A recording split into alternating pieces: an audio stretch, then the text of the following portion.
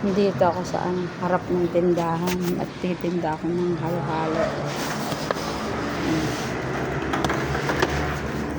Ayan yung mga paninda ko. Sumideline ang lola niya.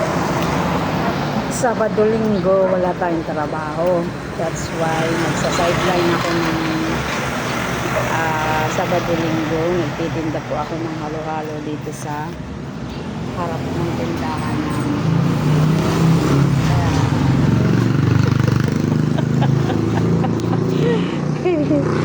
Dito ako sa Masamat, Mexico, Pampanga.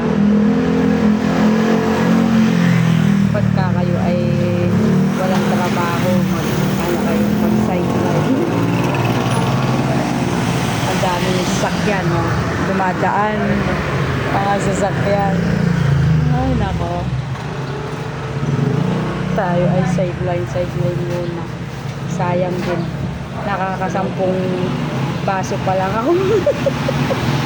Simula kami ng umaga. Tsaka kikiam 50 pesos, saka fishball.